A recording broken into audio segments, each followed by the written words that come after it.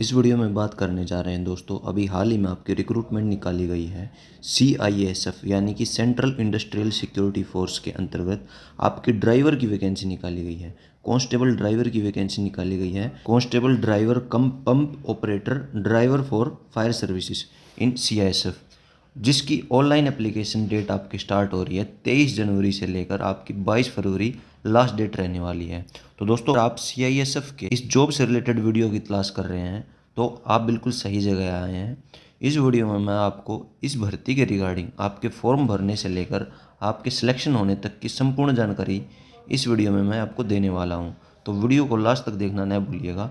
चलिए स्टार्ट कर लेते हैं। नोटिफिकेशन के स्टार्टिंग में क्या दे रखा है, सबसे पहले हम बात कर लेते हैं आपका पे मैट्रिक्स इसके अंतर्गत रहेगा पे लेवल 3 के अंतर्गत, जो कि आपका स्टार्ट होता है 21,700 से लेकर 69,100 रुपये तक आपका बेसिक पे रहेगा। इस बेसिक पे के साथ साथ में आपको हाउस रेंट, HRA जिसको बोलते हैं, DA, medical allowance, travel allowance, ये बहुत सारे जो अन्य अलाउंस मिलते हैं एक CISF रिक्रूटमेंट को, वो सभी आपको इसके अंतर्गत मिलने वाले हैं। CISF ड्राइवर की ये वैकेंसी निकाली गई है। इसके फॉर्म अगर आप ऑफलाइन सोच रहे हैं कि ऑफलाइन भर के जमा कराना है तो नहीं है, आपका सिर्फ दे रखा है, देखिए, application will be accepted through online mode only. तो अप्लाई करना है सिर्फ ऑनलाइन मोड से। बात कर लेते हैं आपकी टोटल वैकेंसी कितनी निकाली गई है। ये दो तरह की कैटेगरी में आपकी वैकेंसी निकाली गई है। एक तो कांस्टेबल ड्राइवर, जो कि डायरेक्ट पोस्ट है आपकी, पोस्ट का नाम दिया गया है। सेकंड निकाली गई है आपका कांस्टेबल ड्राइवर के साथ में pump operator, that is driver for fire services. तो दो तरह की वैकेंसी निकाली गई हैं, जिसमें टोटल वैकेंसी निकाली गई है कांस्टेबल ड्राइवर के अंतर्गत 76 वैकेंसी तो अनरिजर्व कैटेगरी में, SC कैटेगरी में 27, ST 13, OBC 49, EWS 18, total vacancy निकाली गई है 183। वहीं कांस्टेबल ड्राइवर कम पंप ऑपरेटर की वैकेंसी निकाली गई है 268। वैकेंसी आपकी टोटल हो जाती हैं 451 वैकेंसी यहाँ पर टोटल आपकी दोनों कैटेगरीज के लिए निकाली गई हैं। इस पोस्ट का जितने भी कॉल लेटर आएंगे, आपके फिजिकल का कॉल लेटर हो या आपका एडमिट कार्ड या रिटन एग्ज़ाम का आपका कॉल लेटर हो, वो सभी आपके ऑनलाइन प्रोवाइड करवाए जाएंगे। तो आप ये मत सोचिएगा कि आपके पोस्ट के थ्रू आपके घर पर आपका एडमिट कार्ड आएगा। आपको ऑनलाइन मोड से ये CISF की जो ये साइट दे रखी है, यहीं से आपको डाउनलोड करने को मिलेंगे। आपका सिलेक्शन प्रोसेस इन 3 फेजेज़ में होकर जाएगा दोस्तों, जिसके अंतर्गत PST, PET physical screening test और फिजिकल एफिशिएंसी टेस्ट जिसको हम बोलते हैं, ये होगा। उसके साथ में आपकी डॉक्यूमेंट वेरिफिकेशन होगी, फिर ट्रेड टेस्ट होगा, सेकंड नंबर पर दिया गया है रिटन एग्जामिनेशन होगा, और लास्ट फाइनल आपका होगा मेडिकल एग्जामिनेशन। यह सीक्वेंस के अंतर्गत आपको दोनों एग्जाम आपको दिए हैं, पर इन्होंने इसमें यह बताया है the sequence of the above stage में interchange at the direction of CISF due to administration reason prevailing circumstances. यानी कि पहले आपका हो सकता है रिटन एग्जामिनेशन ले लिया जाए और उसके बाद में जो कट ऑफ बनाएंगे, ये वैकेंसी के अकॉर्डिंग कट ऑफ बनाएंगे, 10 गुना बुलाते हैं या 5 गुना या 15 गुना, उसके अंतर्गत ये कैंडिडेट को बुलाएंगे PST, PET और डॉक्यूमेंट वेरिफिकेशन और ट्रेड टेस्ट के लिए। तो इन दोनों में से हो सकता है पहले यह एग्ज़ाम हो जाए, उसके बाद में रिटन एग्ज़ाम हो, या फिर हो सकता है पहले रिटन एग्ज़ाम हो जाए, उसके बाद में डॉक्यूमेंट वेरिफिकेशन और फिजिकल एफिशिएंसी टेस्ट आपका हो सकता है।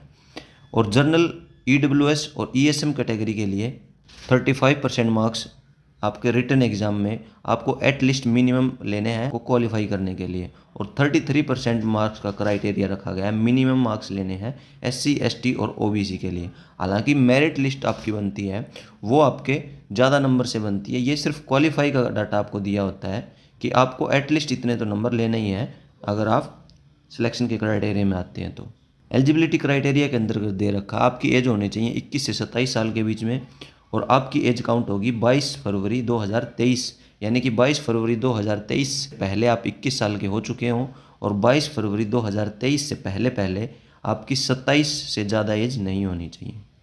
एजुकेशन क्वालिफिकेशन में आपके पास होनी चाहिए the candidate should have passed matriculation और equivalent qualification from a recognised board, यानी कि 10th पास होने चाहिए। आपकी क्वालिफिकेशन मांगी है, सिर्फ आप 10th पास होने चाहिए। ड्राइविंग लाइसेंस में आपके पास इन तीनों में से कोई भी एक ड्राइविंग लाइसेंस हो, या तो आपके पास हैवी मोटर व्हीकल या ट्रांसपोर्ट व्हीकल का HMV लाइसेंस हो, या आपके पास हो लाइट मोटर व्हीकल लाइसेंस हो, या आपके पास हो मोटरसाइकिल का विद गियर के साथ में लाइसेंस होना चाहिए। आपके पास एक्सपीरियंस भी होना चाहिए, यानी कि ड्राइविंग का आपसे एक्सपीरियंस यहाँ पर मांगा गया है। 3 year experience of driving heavy motor vehicle और ट्रांसपोर्ट व्हीकल और light motor vehicle and motorcycle, यानी कि 3 साल का आपका एक्सपीरियंस होना चाहिए। तो यह जॉब क्राइटेरिया के साथ में आपके साथ इंक्लूड किया गया है।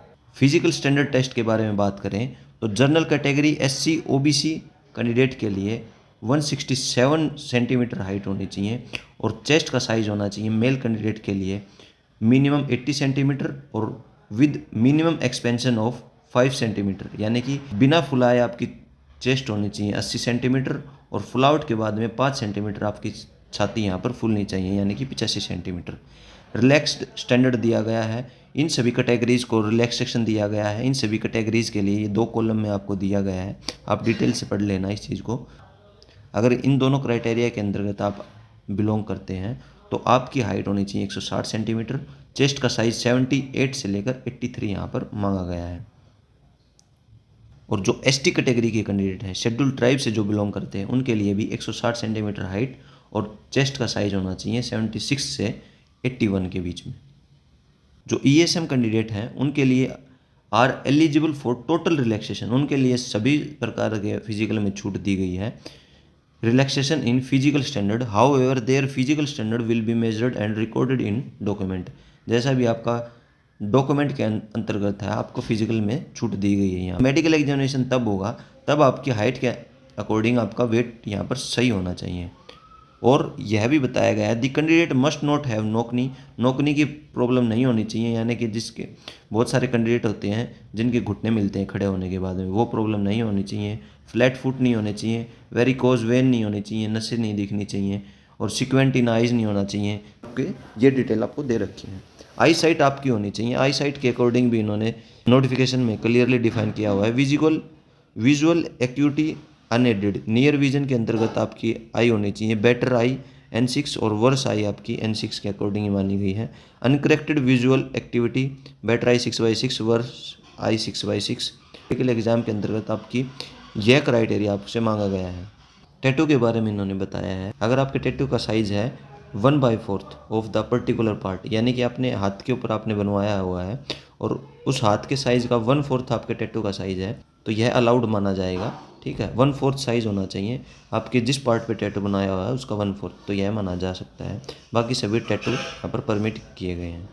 एप्लीकेशन फ़ीस यहाँ पर 100 रुपये रखी गई है अनरिजर्व EWS OBC कैंडिडेट के लिए, और SC ST ESM are exempted from payment of application fees, यानी कि SC ST और ESM कैटेगरी को फीस में यहाँ पर छूट दी गई है। रिक्रूटमेंट प्रोसेस आपका होगा, हाइट बार टेस्ट होगा। स्टार्टिंग में candidate will be put through height bar test, यानी कि आपकी हाइट नापी जाएगी, आपकी हाइट और आपका वेट नापा जाएगा। क्वालिफाइड कैंडिडेट होंगे जो हाइट के अकॉर्डिंग क्वालिफाई होंगे, further put through physical standard test, उनको PST के लिए फिर आगे बुलाया जाएगा। All the candidate whose application are provisionally accepted and found to be order will be assigned roll number and called for the first stage of recruitment PET PST document and trade test which will be conducted at various centers. Candidate who are found eligible in height bar test will undergo physical standard test PST followed, यानी कि first stage में आपका रखा गया है PST PET document verification और आपका trade test होगा। आपका पहले होगा PST यानी कि फिजिकल स्टैंडर्ड टेस्ट, इसके अंतर्गत आपकी हाइट नापी जाएगी। जो कैंडिडेट क्वालिफाइड होंगे उनको आगे फिजिकल एफिशिएंसी टेस्ट के लिए बुलाया जाएगा। जो कैंडिडेट क्वालिफाई करेंगे हाइट बार टेस्ट और फिजिकल स्टैंडर्ड टेस्ट, जिसमें आपकी हाइट नापी जाती है, आपका वेट नापा जाता है और आपकी चेस्ट नापी जाती है, इन तीनों कैटेगरी को जो फिलअप करेंगे, जो क्वालिफाई करेंगे वो फिजिकल एफिशिएंसी टेस्ट के लिए बुलाए जाएंगे। और फिजिकल एफिशिएंसी टेस्ट होगा आपका 800 मीटर का रन करना, आपको 800 मीटर की दौड़ लगानी है, 3 मिनट 15 सेकंड का यहाँ पर आपको समय दिया जाएगा। लॉन्ग जंप आपके लिए रखा गया है 11 फीट 3 इंच का लॉन्ग जंप आपको करना है और हाई जंप करना है 3 फीट 6 इंच का 3 चांस के साथ में, यानी कि लॉन्ग जंप और हाई जंप के लिए आपको 3 मौके दिए जाएंगे। लॉन्ग जंप के लिए 3 मौके और हाइट जंप के लिए भी 3 मौके, और यहाँ पर 3 फीट 6 इंच का यहाँ पर हाई जंप और लॉन्ग जंप 11 फीट का रखा गया है। Candidate will have to qualify in each event of PET, यानी कि आपने ये तीनों इवेंट हैं ये आपको क्वालिफाई करने हैं फिजिकल एफिशिएंसी टेस्ट के लिए। जो कैंडिडेट क्वालिफाई करेंगे फिजिकल स्टैंडर्ड टेस्ट और फिजिकल एफिशिएंसी टेस्ट, उन सभी कैंडिडेट को फिर ट्रेड टेस्ट के लिए बुलाया जाएगा, जिसमें ड्राइविंग टेस्ट आपके पास लाइट व्हीकल का लाइसेंस है तो आपका 50 नंबर का पेपर होगा, जिसमें आपको क्वालिफाई के लिए 25 मार्क्स लेने हैं। हैवी मोटर व्हीकल है आपके पास में लाइसेंस, तो इसमें 50 नंबर का रहेगा, जिसमें 25 मार्क्स लेंगे, आपको 25 मार्क्स लेने हैं। और प्रैक्टिकल नॉलेज का आपका टेस्ट होगा, जिसमें आपको motor mechanism and ability to carry out minor repair of vehicle. अगर मान लीजिए आपके व्हीकल में कुछ रिपेयरिंग आ जाती है, चलते चलते ख़राब हो जाता है, उससे संबंधित आपसे क्वेश्चन पूछे जाएंगे जो कि आपकी प्रैक्टिकल नॉलेज से संबंधित होंगे। यह 30 नंबर का आपका एग्ज़ाम होगा, जिसमें आपको क्वालिफाई के लिए 15 नंबर यहाँ पर लेने हैं। और जो ये ट्रेड टेस्ट का एग्ज़ाम होगा, इसके मार्क्स आपके फाइनल मेरिट लिस्ट में ऐड नहीं किए जाएंगे। यह आपका सिर्फ क्वालिफाई नेचर का है, यानी कि आपको सिर्फ पासिंग मार्क्स यहाँ पर लेने हैं।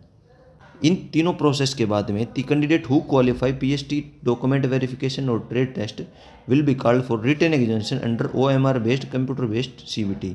यानी कि जब आप physical screening test, physical efficiency test को और ट्रेड टेस्ट को क्वालिफाई कर लेंगे, तब आपको बुलाया जाएगा रिटन एग्ज़ाम के लिए। रिटन एग्ज़ाम का पेपर होगा आपका ऑब्जेक्टिव टाइप रहेगा, जिसमें आपका ओएमआर बेस्ड क्वेश्चन पूछे जाएंगे। सीबीटी होगा जो आपका कंप्यूटर बेस्ड एग्ज़ाम होने जा रहा है। The question paper will be set to assess the general knowledge of elementary mathematics, analytical aptitude, ability to observe and distinguish pattern, to test the basic knowledge of the candidate in English और Hindi. English और हिंदी में आपसे question पूछे जाएंगे general awareness से, general knowledge से और knowledge of elementary mathematics से, एनालिटिकल एप्टीट्यूड से, जिसकी आपकी दोनों लैंग्वेज रहेगी, इंग्लिश और हिंदी। इसमें लैंग्वेज से में आपसे क्वेश्चन पूछे जाएंगे। और रिटन एग्ज़ाम आपका रहेगा 100 नंबर का, जिसमें 100 ऑब्जेक्टिव टाइप आपके मल्टीपल चॉइस क्वेश्चन होंगे, और इसके लिए आपको 2 घंटे का समय दिया जाएगा। और इस एग्ज़ाम में आपकी नेगेटिव मार्किंग नहीं रहने वाली है। तो 100 में से आपको 100 के 100 क्वेश्चन अटैम्प्ट करने हैं। वहाँ पर आपकी नो नेगेटिव मार्किंग है, माइनस नंबर एक भी नहीं होगा। यहाँ पर मिनिमम क्वालिफाई मार्क्स तो आपको लेना ही है। जर्नल, ईडब्ल्यूएस और एक्स सर्विसमैन के लिए 35 और एससी एसटी ओबीसी के लिए 33%, यानी 100 में से 33 नंबर एटलीस्ट आपको रिटन एग्ज़ाम में ज़रूर लेने हैं। जब आपका रिटन एग्ज़ाम कंप्लीट करवा दिया जाएगा, उसके बाद में जो ये 100 नंबर का आपका रिटन एग्ज़ाम हुआ है, इसके आधार पर आपकी मेरिट लिस्ट डिसाइड की जाएगी। आपकी कैटेगरी के अनुसार general category, SC ST OBC ESM और ईडब्ल्यूएस के अकॉर्डिंग आपकी अलग अलग कट ऑफ बनाई जाएगी। और आपको ऑप्शन दिया जाएगा, आप इन दोनों कांस्टेबल ड्राइवर और कांस्टेबल डीसीपीओ, इन दोनों कैटेगरीज में से कौन सी पोस्ट को चुनना चाहते हैं। आपके मार्क्स के हिसाब से आपकी यह मेरिट बनने वाली है। तो यह आपका फाइनल रहेगा। जब आपका रिजल्ट डिक्लेयर कर दिया जाएगा, आपका मेरिट के हिसाब से आपको नंबर अलॉट किए जाएंगे और फाइनल आपका मेडिकल टेस्ट होगा, और उसके बाद में आपकी जो है फाइनल लिस्ट यहाँ पर लगाई जाएगी। The candidate equal to the number of vacancy will be called for detailed medical examination. The selected candidate will be medical examination by the candidate board to assess their physical and medical fitness. यानी कि जितनी vacancy आपकी निकाली गई हैं, उतने ही candidate medical test के लिए बुलाए जाएंगे। यानी कि ये मान के चलिए, मेडिकल में किसी भी कैंडिडेट को यहाँ पर बाहर नहीं किया जाएगा। हालांकि उसको माइनर प्रॉब्लम है तो कोई प्रॉब्लम नहीं होगी, अगर मेजर प्रॉब्लम है तो हो सकता है उसका मेडिकल डिस्क्वालीफाई कर दिया जाए और वह रिजेक्ट हो जाए। वरना जो कैंडिडेट मेडिकल एग्ज़ाम तक पहुँच जाएगा, ये मान के चलिए उसकी जॉब यहाँ पर पक्की हो जाएगी, क्योंकि इन्होंने खुद बताया है कि वैकेंसी के जितनी वैकेंसी निकाली गई हैं उनके अकॉर्डिंग ही हम मेडिकल के लिए छात्रों को बुलाएंगे। तो जो कैंडिडेट मेडिकल एग्ज़ाम तक पहुंच जाएगा, वह अपना सिलेक्शन श्योर समझे। सो दोस्तों, यह आपकी वीडियो थी आपकी CISF central industrial security force में ड्राइवर की पोस्ट से संबंधित। आई होप कि मैंने सभी के सभी पॉइंट्स को क्लियर कर दिया है। अगर फिर भी कुछ कमी रह जाती है, कुछ पॉइंट रह गए हैं जो डिस्कस नहीं हो पाए हैं, तो आप इस वीडियो के कमेंट बॉक्स में कमेंट कीजिएगा। हम कोशिश करेंगे आपके सभी डाउट्स को क्लियर करने की। और ऐसे ही लेटेस्ट अपडेट के लिए चैनल को सब्सक्राइब करने के साथ साथ में वीडियो को एक प्यारा सा लाइक जरूर कीजिएगा। धन्यवाद दोस्तों, मिलते हैं किसी नेक्स्ट वीडियो में किसी नेक्स्ट अपडेट के साथ।